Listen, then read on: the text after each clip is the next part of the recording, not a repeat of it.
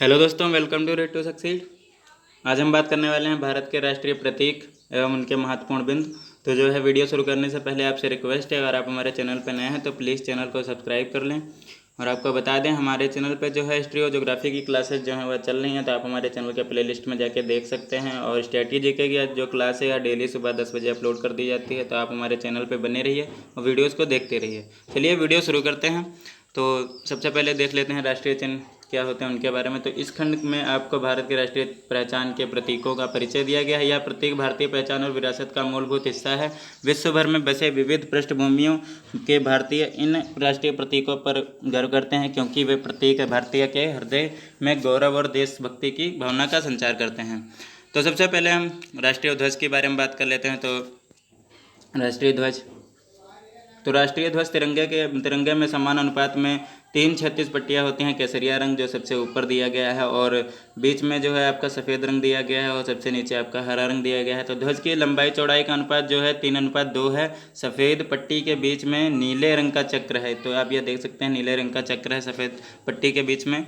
और शीर्ष में केसरिया रंग देश की ताकत और साहस को दर्शाता है, और बीच में स्थित सफ़ेद पट्टी धर्म चक्र के साथ और शांति और सत्य का संकेत है। हरा रंग देश के शुभ विकास और उर्वरता का दर्शाता है। तो आप जो है इन पॉइंट्स को याद में रखिएगा कि शांति का प्रतीक किस रंग को कहा जाता है। तो सफ़ेद रंग को कहा जाता है।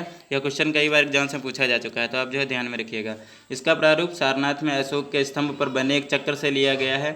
इसका व्यास सफ़ेद पट्टी की चौड़ाई के लगभग बराबर है, और इसमें 24 तीलियाँ होती हैं। चक्र की बात यहाँ पर करी गई है। तो भारत की संविधान सभा ने राष्ट्रीय ध्वज का प्रारूप 22 जुलाई 1947 को अपनाया। तो यह पॉइंट वेरी वेरी इंपॉर्टेंट है कि संविधान सभा ने जो है राष्ट्रीय ध्वज को कब अपनाया। तो 22 जुलाई 1947 को राष्ट्रीय ध्वज के प्रारूप को भारत की संविधान सभा ने अपनाया था। चलिए इसके आगे हम बात कर लेते हैं राष्ट्रगान के बारे में। तो भारत का राष्ट्रगान अनेक अवसरों पर बजाया गाया जाता है। राष्ट्रगान ने सही संस्करण के बारे में समय समय पर अनुदेश जारी किए गए हैं। इनमें वे अवसर जिन पर इसे बजाया जाए या गाया जाना चाहिए, इन अवसरों पर उचित गौरव का पालन करने के लिए राष्ट्रगान को सम्मान देने की आवश्यकता के बारे में बताया जाता है। सामान्य सूचना और मार्गदर्शन के लिए इस सूचना पत्र में इन अनुदेशों का सारांश निहित किया गया है। आगे बात कर लेते हैं राष्ट्रीय गीत के बारे में। तो राष्ट्रीय गीत वंदे मातरम जो है हमारा, इसे बंकिम चंद्र चटर्जी जी ने लिखा है, और जो है यह स्वतंत्रता की लड़ाई में लोगों के लिए प्रेरणा का स्रोत था। तो इसका स्थान जनगण मन के बराबर है। 24 जनवरी 1950 को डॉक्टर राजेंद्र प्रसाद ने संविधान सभा में एक बयान दिया, वंदे मातरम, जो भारतीय स्वतंत्रता संघर्ष में एक ऐतिहासिक भूमिका निभाई है, जनगण मन के साथ समान रूप से सम्मानित किया जाएगा, और इसके साथ बराबर का दर्जा दिया जाएगा। इसे पहली बार 1896 में भारतीय राष्ट्रीय कांग्रेस के सत्र में गाया गया था। तो यह पॉइंट वेरी वेरी इंपॉर्टेंट है, इसे जो है ध्यान में रखिएगा। चलिए बात कर लेते हैं अगले जो है प्रतीक के बारे में। तो हमारा जो राजकीय प्रतीक है वह है आपका राज चिन्ह, जो है आपका अशोक के संग स्तंभ की अनुकृति जो है आपका राजकीय प्रतीक है, जो सारनाथ के संग्रहालय में सुरक्षित है।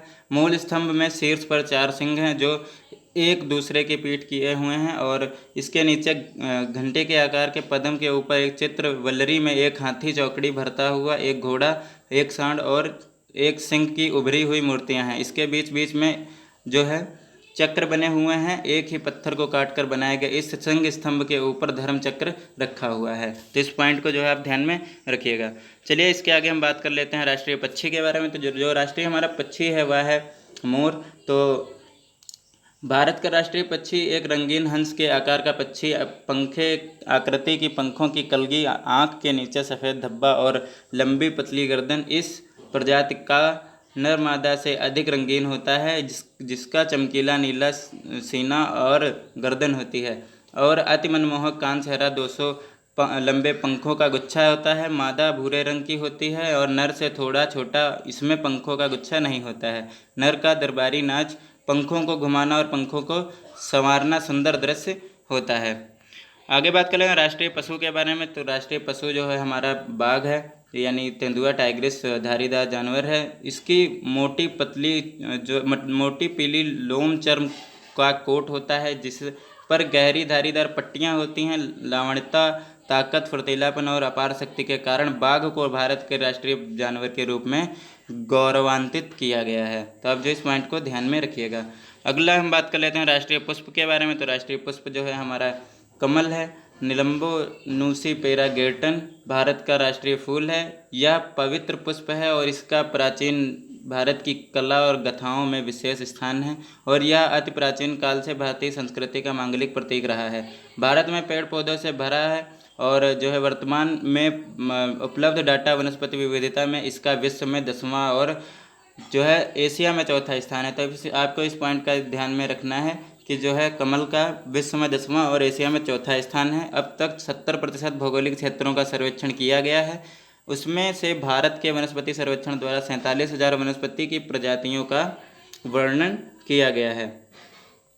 चलिए, तो हमने जितने भी इम्पोर्टेंट राष्ट्रीय चिन्ह थे हमारे सारे हमने कवर कर लिए हैं। और जो है आपको बता दें, हमारे चैनल पे हिस्ट्री और ज्योग्राफी की जो क्लासेस चल रही हैं वो चैनल के प्लेलिस्ट में जाके आप देख सकते हैं। उसमें हम जो घटना चक्र की सीरीज़ कवर कर रहे हैं बहुत अच्छे तरीके से। और हमारी जो यह स्टैटिक जीके की क्लास है डेली सुबह 10 बजे अपलोड कर दी जाती है। और जो है हमारे चैनल पर जो भी गवर्नमेंट एग्जाम्स की नई अपडेट आती है, नए फॉर्म आते हैं, तो जल्द ही उनकी फुल डिटेल्स के साथ वीडियो अपलोड कर दी जाती है। तो आप जो हमारे चैनल पर बने रहिए ऐसे ही वीडियोस देखने के लिए। और जो है स्टैटिक जीके की अच्छी से अच्छी क्लास अच्छे से अच्छा टॉपिक के साथ देखने के लिए हमारे चैनल पे बने रहिए। चलिए, थैंक्स फॉर वॉचिंग। अगर आपको वीडियो अच्छी लगी हो तो लाइक करें, कमेंट करें, शेयर करें, सब्सक्राइब करें। Thank you.